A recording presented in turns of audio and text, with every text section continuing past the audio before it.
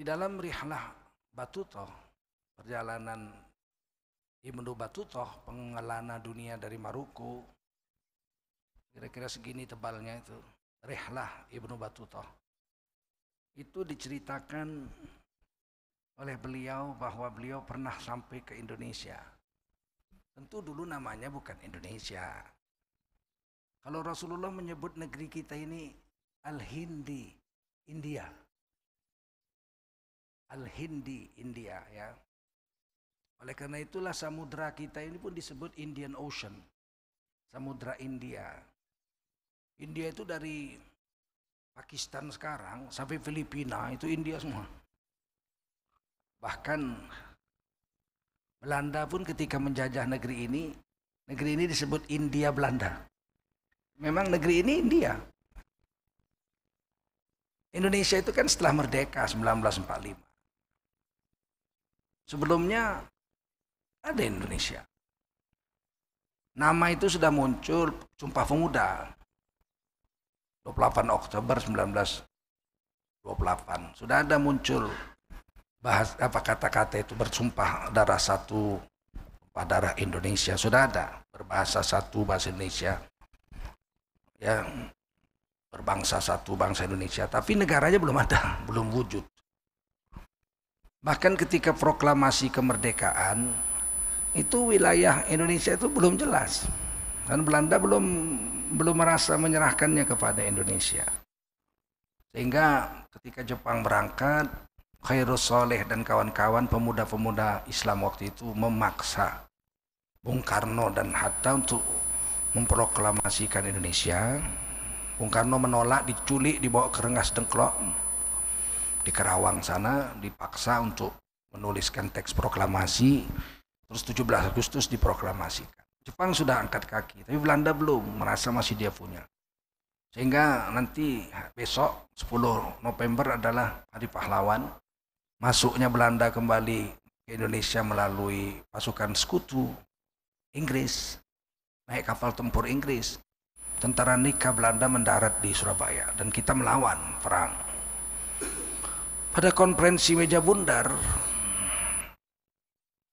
yang diprakarsai PBB, itu Indonesia itu wilayahnya cuma Jakarta, Jogja, ya, Jawa Timur. Jawa Barat enggak, Jakarta bagi dua. Jakarta itu bagi dua, sebelah sini Indonesia, sebelah kali situ Belanda. Jadi orang Jakarta sendiri keluar masuk wilayah Belanda Indonesia, Belanda Indonesia. Oleh karena itu ketika Kartosuryo memberontak, itu dia nggak berontak lawan Indonesia. Dia berontak lawan Belanda. Itu yang selalu nggak lurus sejarah itu. Sekarang ini kan diungkit-ungkit di ITII berontak. Dia berontak lawan Nika. Karena Jawa Barat masih wilayahnya Belanda. Menurut konferensi meja bundar itu 1948. Itu biar kalian tahu semua ini. Bukan melawan Republik Indonesia Kartosuryo. Begitu juga dengan Sultan Hamid yang dibilang oleh Hendro Priyono kemarin pengkhianat. Loh, orang Kalimantan belum Republik Indonesia punya kok. Indonesia kan baru Jogja sama Jawa Timur, Jakarta separuh. Sultan Hamid itu Mayor Jenderal Belanda, intelijen Belanda untuk melawan Jepang. Pangkatnya Mayor Jenderal, pakaiannya putih-putih. Waktu dia belum gabung ke Indonesia, memang Kalimantan belum masuk wilayah Republik Indonesia. Tapi begitupun dia menggambar lambang negara Indonesia itu Garuda Pancasila, itu yang gambar Sultan Hamid. Walaupun dia bukan negara Indonesia, dia negara Belanda. Kemudian dia gabung ke Republik Indonesia. Aceh bukan wilayah Indonesia. Jogja bukan wilayah Indonesia. Papua bukan wilayah Indonesia. Pada konferensi meja bundar, wilayah Indonesia itu adalah wilayah yang pernah dijajah Belanda. Papua nggak masuk. Jogja nggak masuk. Harusnya Jogja keluar juga tuh. Nah, Jogja nggak pernah dijajah Belanda. Aceh nggak masuk. karena Aceh nggak pernah dijajah Belanda. Perjanjian Renville berlanjut terus itu. Bung Karno jumpa tokoh-tokoh Aceh. Yalah, masuk Indonesia yuk. Biar Indonesia gede. Oh, kami kan nggak masuk wilayah Indonesia, kami nggak pernah dijajah Belanda kok. Ya, tapi kalau masuk Indonesia kan Indonesia jadi besar. Negara yang penuh dengan orang Islam. Terus kami dikasih apa? Aceh dikasih daerah istimewa. Daerah istimewa Aceh. Istimewa apa? Istimewa agama. Aceh boleh menjalankan syariat Islam bagi pemeluk-pemeluknya. Ya gabung, tapi nggak dikasih. Rontak lagi belakangan. Sampai Helsinki kemarin, zaman SBY. Ditandatanganilah perjanjian antara Aceh dengan Republik Indonesia. Aceh bergabung ke Republik Indonesia, tapi boleh menjalankan syariat Islam bagi pemeluk-pemeluknya. Teken kemarin di Helsinki, prakarsa Yusuf Kala dengan Fahro Roji ini sekarang Menteri Agama. Waktu itu dia Panglima Iskandar Muda Aceh. Jogja begitu juga, yuk Jogja gabung Indonesia. Terus kami dikasih apa? Kalian dikasih daerah istimewa. Istimewa apa? Istimewa Yogyakarta. Istimewa apa? Istimewa adat budaya Jawa. Sultannya jadi gubernur. Tapi nggak jalan. Gubernurnya dipilih di PR. Marah orang Jogja, mengkhianati perjanjian. Ribut. Akhirnya sekarang tanda tangan. Jogja tidak ada pemilihan gubernur. Sultannya langsung jadi gubernur. Sampai meninggal dunia, udah wafat nanti ganti sama anaknya dan seterusnya. Itu perjanjian-perjanjian yang dulu terjadi. Jadi negeri ini bukan negeri Indonesia. Di dalam Rihlah Batutah, negeri ini disebut Sumudra. Sumudra. Dari Sumudra itu nanti berubah jadi Sumatera. Negeri ini disebut Sumudra.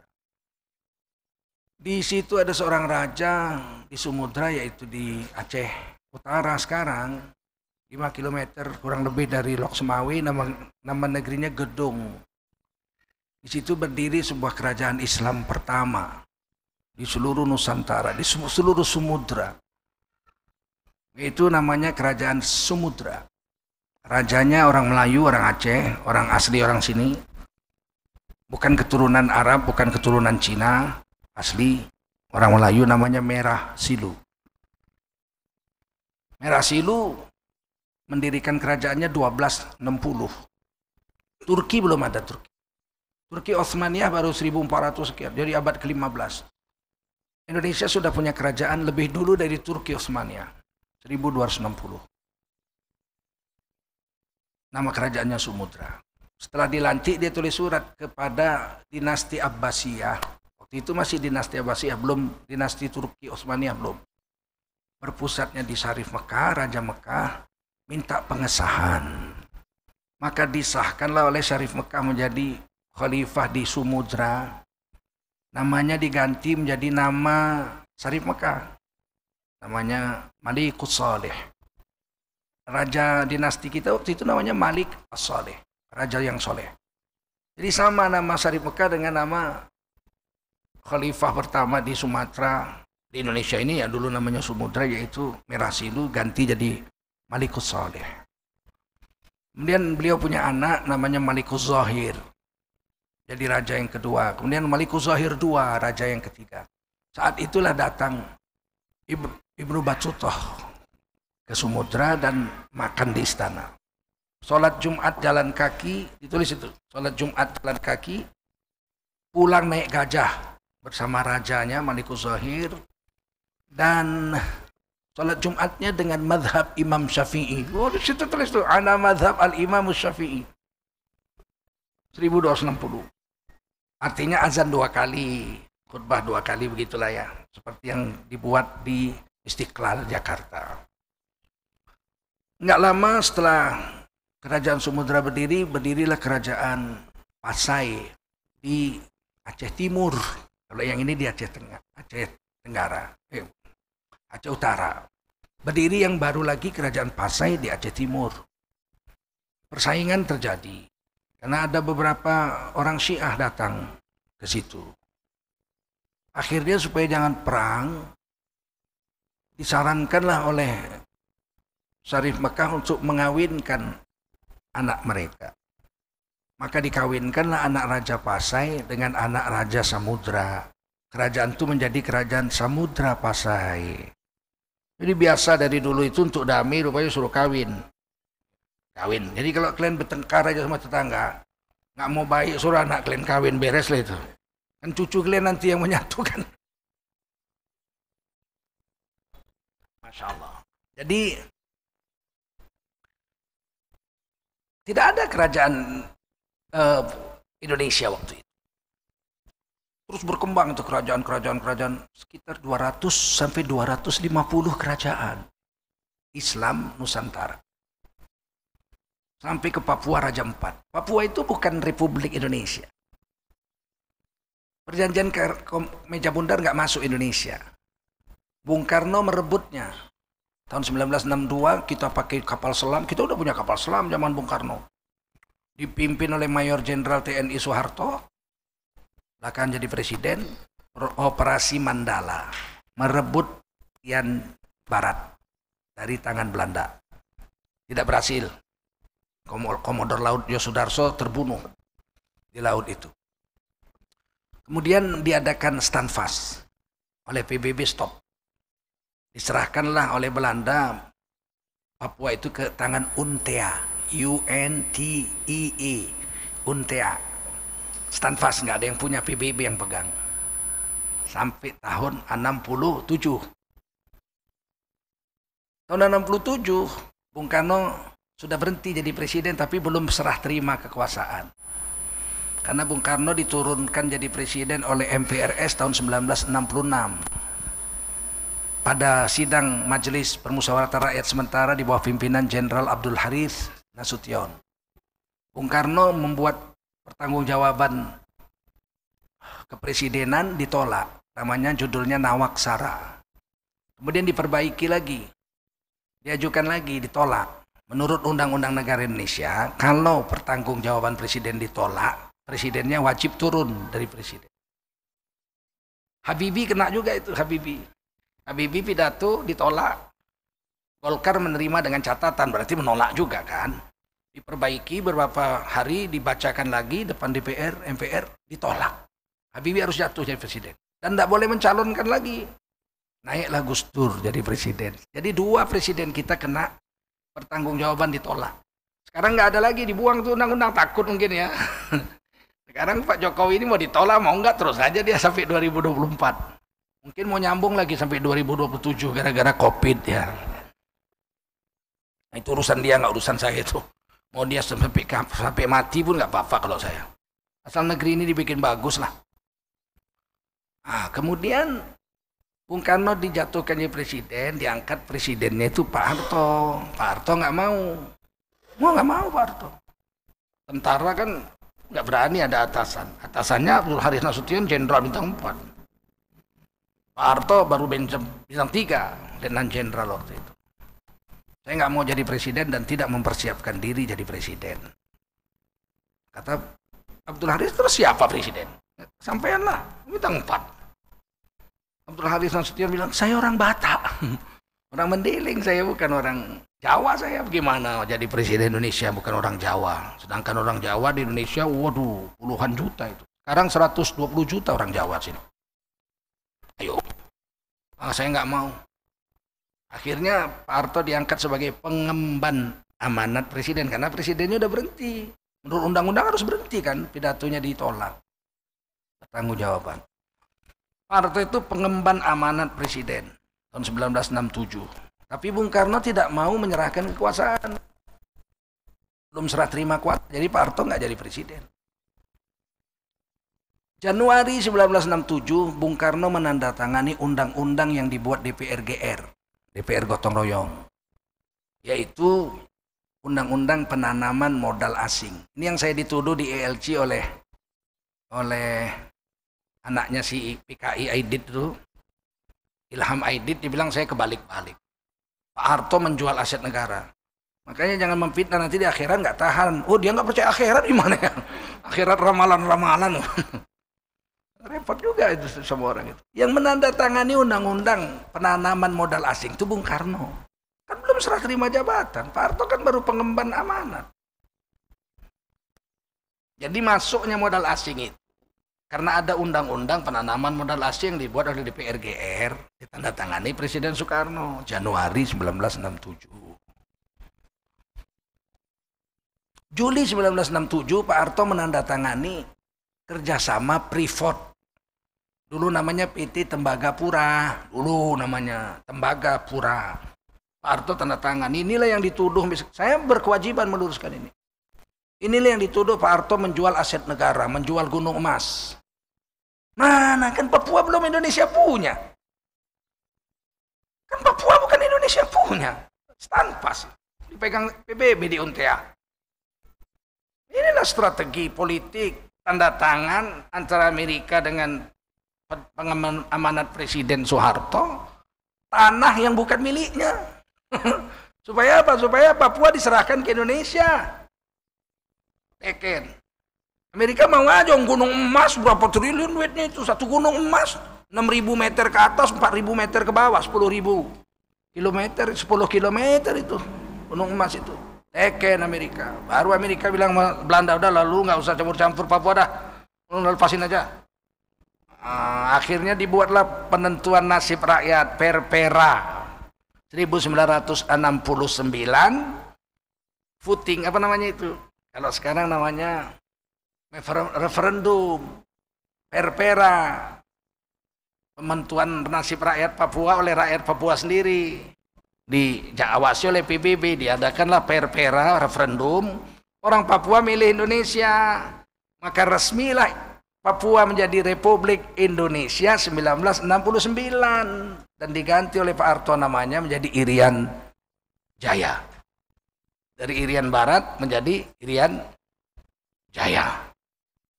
Jadi Indonesia itu memiliki Papua setelah 1969, diakui oleh seluruh dunia. Sebelumnya bukan di Indonesia punya, itu Stanfas. Di tangan UNTEA itu PBB. Sampai sini paham? Ini supaya kita jangan masa menentukan menceritakan sejarah bangsa sendiri bohong. Gimana orang ilmuwan, orang ilmiah bohong, memfitnah orang yang sudah wafat? Gimana itu? Besok keluar nih cerita nih, Tengku Zulkarnain Antek Cendana, digaji mahal, mobilnya Rubicon. Menggelikan negeri ini, menggelikan. Kita orang Islam loh, jangan kita terpengaruh dengan yang begitu-begitu. Saya itu dari dulu diajar bapak saya, ibu saya lurus. Lurus saja. Mau orang suka, mau orang nggak suka, pokoknya kita Allah suka. Lurus saja. Ucapkan yang sebenarnya. Nggak ada beban kita. Kita tidak ada beban. Nah itu. Sama dengan ulama-ulama dulu, Buya Hamka, lurus-lurus saja. Orang nggak senang dia dimasukin penjara sampai minum kencing di penjara. Nggak ada urusan itu urusan dengan Allah Ta'ala. Kita jalan aja terus. Nah ini supaya kita bagus. Jadi negeri ini dulu namanya negeri Samudra. Orang Jawa menyebutnya Nuswantara. Orang Arab menyebutnya Al-Jawi. Al-Jawi itu sampai Kamboja, Al-Jawi. Sampai Kamboja. Saya baru datang ke Barus, Tapanuli Tengah, Sumatera Utara. Di Barus itu ada kuburan, 500-an lebih kuburan, pakai nisan batu-batu sungai, tapi ada 5 yang bertulisan dipahat di batu. Saya pikir mereka adalah sahabat Nabi dan para tabi'in, di generasi pertama awal Islam masuk Indonesia, itu zaman Rasulullah. Di kuburan itu Syekh Mahmud radhiyallahu anhu itu wafat tahun 44 Hijriah. Itu 3 tahun setelah Sayyidina Ali wafat. Jadi masih zaman Sayyidina Ali, mereka udah, zaman Sayyidina Utsman mereka udah sana pun. Wafatnya tahun 44 Hijriah. Dan ini orang karomah ya. Kuburannya itu 2000 meter dari permukaan laut. Naik tangga itu 820 anak tangga. 80 derajat kemiringan. Dan saya sampai ke sana, Masya Allah. Kata Gubernur Sumut, saya bilang saya besok mau ke Barus bawa santri-santri saya. Dilihatin wajah saya sama Gubernur. Kata gubernurnya Letnan Jenderal, badannya keker. Dia bilang apa? Pak Ustadz nggak usah naik lah, bahaya. Dalam hati saya, belum tahu ini gubernur. Naik saya sampai ke atas. Santri saya yang umur 11 tahun kecil aja naik atas. Dan di atas itu diberi batu nisan sekitar 700 tahun yang lalu, 600 tahun yang lalu. Dari Yaman dibuatkan batu nisan, batu sungai kira-kira 70 cm kali 1,70, 170 cm. Itu ditulisin hadis qalan nabiyyu sallallahu alaihi wasallam. Jadi sudah pakai titik. Zaman Rasulullah nggak pakai titik. Qalan nabiyyu, nunnya itu dikasih batu. Batu kayak batu cincin saya ini, warna merah. Dan kalau dicium, harum minyak kasturi, harum minyak misik, harum Ka'bah. Sampai sekarang udah 700 tahun belum hilang-hilang tuh bau tuh, gimana caranya itu? Ayo, nah, bolehlah kalian pergi sana coba tes. Ada yang dari jemaah saya Bintaro, katanya, Pak saya jemaah Bintaro 2 orang, sampai juga pendakian terakhir, tapi yang lain-lain turun nggak sanggup. 2 orang entah lolos entah enggak dia 200 tangga terakhir itu. Jemaah Bintaro katanya. Ketemu sama saya di sana. Jadi waktu dicium itu titik nurnya itu, bau minyak kasturi, bau Ka'bah. Sampai sekarang sudah 700 tahun. Di bawah, di papan tinggi itu atas, di bawah ada namanya kuburan Mahliga. Itu yang sekitar 400 sampai 500 kuburan. Ada 5 yang dipahat namanya. Salah satu diantaranya Syekh Rukunuddin. Nama beliau Syekh Zubair radhiyallahu anhu. Gelarnya pendiri agama di situ, tiang agama di Barus. Wafat umur 102 tahun, 2 bulan, 20 hari. Tahun 48 Hijriah. Di situ ditulis 48 Hijriah, umurnya 102 tahun, 2 bulan, 20 hari. Berarti kalau Rasulullah hidup, dia lebih tua dari Rasul. Rasulullah hidup sampai tahun 48 Hijriah itu umur Rasul 101 tahun. Sebab Rasulullah lahir tahun 571 Masehi. Sedangkan Syekh Jubair atau Syekh Rukunuddin ini, dia lahirnya tahun 570 Masehi. Lebih tua dia dari Rasulullah setahun.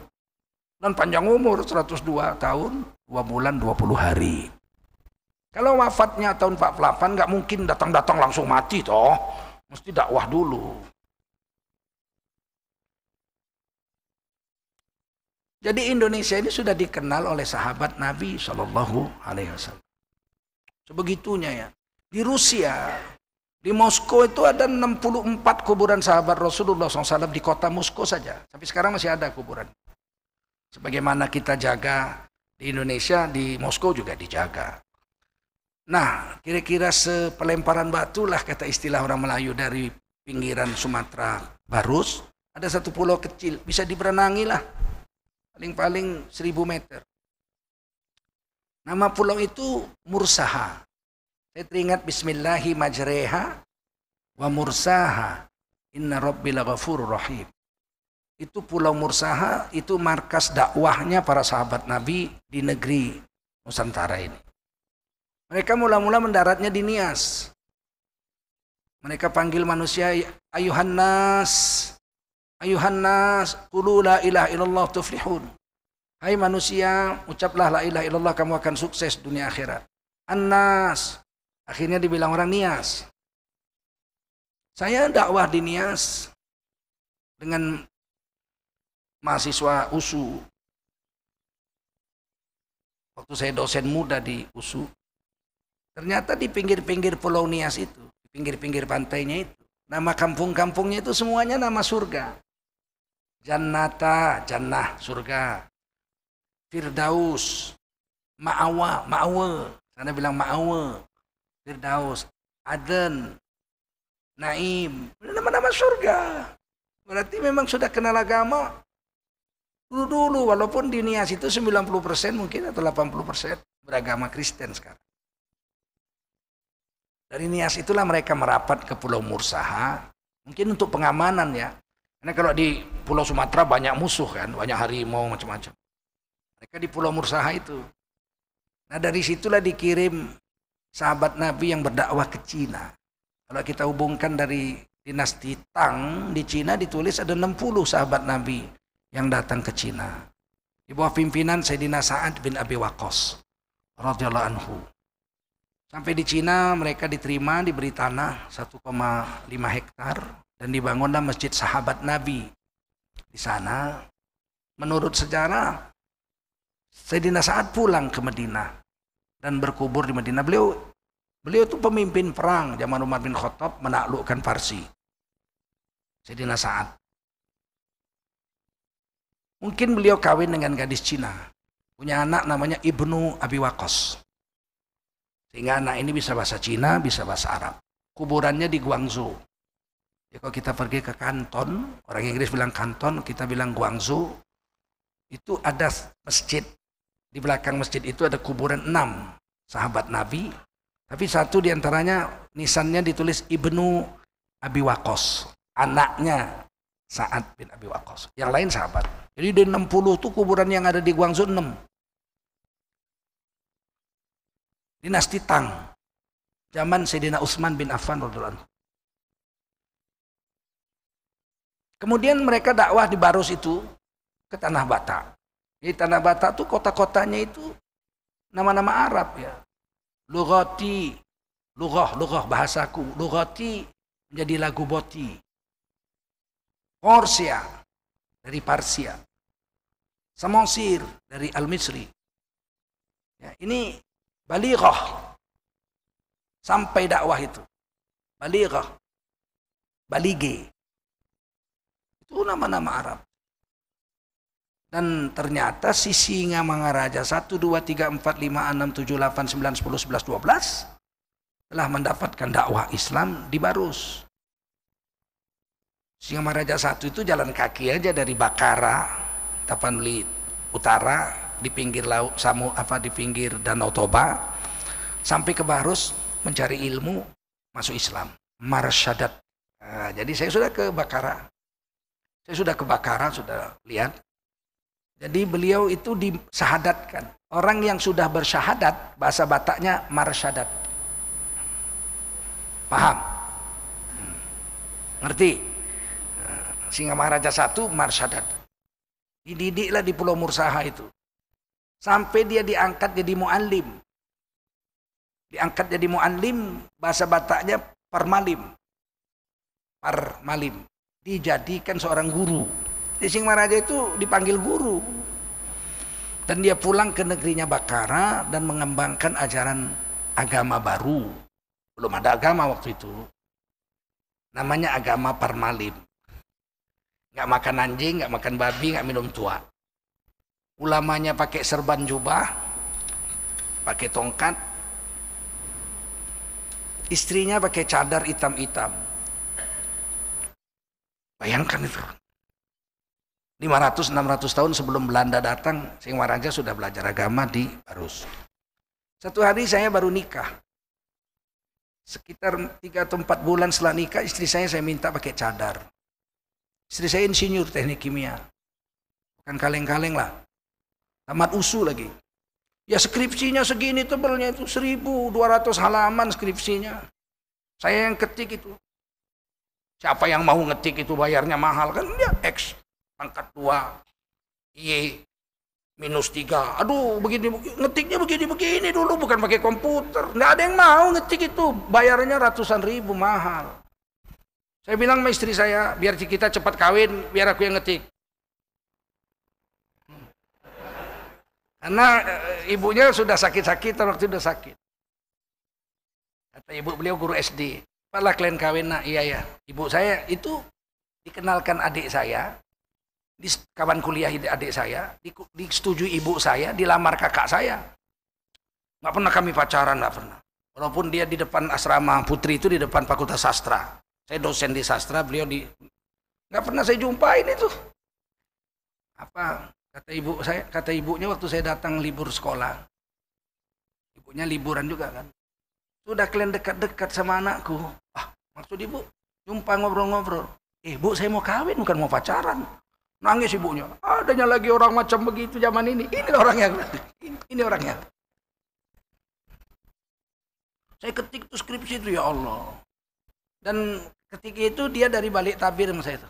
Kami udah kenal tabir loh. Jadi apa yang mau diketik itu 5-6 halaman dikeluarin dari tabir, saya ketik. Nggak kurang jelas, saya bilang, ini apa nih maksudnya nih? Nih, oke, begitu sudah mainnya waktu itu. Belum jadi ustadz kondang lah, tapi sudah main gitu kami. Jadi istri saya itu pakai cadar, kami naik angkot, mikrolet kalau di sini, di Medan namanya Sudaku. Saya dengan istri. Nah, di depan itu tiba-tiba berhenti, orang naiklah beberapa orang perempuan. Di depan kami, depan-depanan gitu. Dia lihat istri saya pakai cadar hitam-hitam. Terus dia ngomong, macam ginilah dulu guru-guru kita, ulama-ulama kita. Saya dengar pakai bahasa Batak, saya ngerti, pura-pura nggak ngerti aja saya. Dia cerita gitu. Setelah itu saya tanya, sian dia dohamu, sudah dari mana kamu semua ini? Ah, bisa bahasa Batak abang katanya, saya bilang. Saya bilang, oh, bisa aku bilang. Terus dia ceritalah, dulu kami begini-begini, ulama kami masih begini, pakai serban jubah putih, pakai tongkat hitam. Kalian bukan orang Kristen? Bukan, kami orang Parmalim. Kami nggak makan anjing, nggak makan babi, nggak minum tua. Agama kami namanya Parmalim. Oh. Nah, setelah saya ke Barus, setelah saya ke Singamangaraja itu, Bakara saya baca lagi referensinya. Ternyata memang ini agama Islam yang belum tuntas lah. Beliau punya tempat kamar kecil, tempat zikir-zikir. Dalam istilah tasawuf namanya zawiyah. Zikir situ 40 hari. Suluk. Tempat suluknya itu dalam bahasa Batak disebut Bona Pasogit. Sampai sekarang masih ada. Nah, pada saat Singamangaraja 11, mereka sudah jadi raja. Lambang kerajaannya itu benderanya bulat, ada tulisannya Maulana Kutana. Itu pakai bahasa Arab.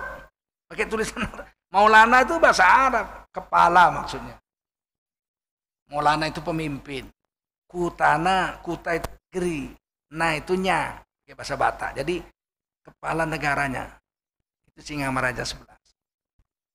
Di dinding kuburannya itu masih ada, tapi sudah salah tulis. Maulananya betul, kutanya salah.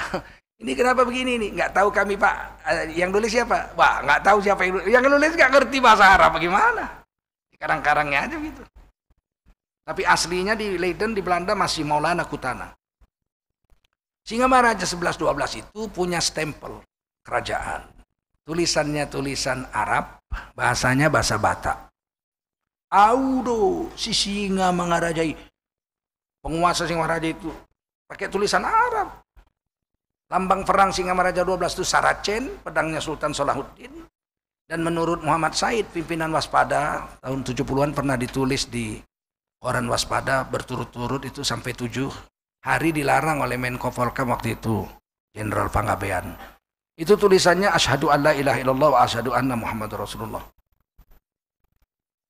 Wallahu a'lam, tapi yang jelas sampai sekarang keturunannya cicit-cicitnya masih mengatakan kami tidak Kristen, kami tidak makan babi, tidak makan anjing, dan tidak minum tua. Saya sudah ketemu.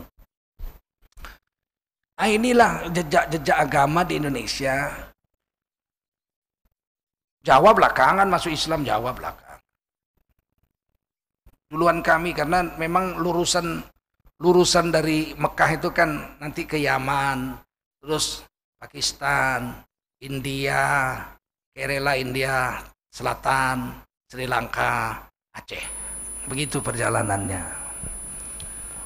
Jawa baru booming Islam itu abad ke-15, Wali Songo. Tapi Islam di Sumatera itu sudah ada dakwah di sana sejak zaman sahabat Rasulullah Sallallahu Alaihi Wasallam.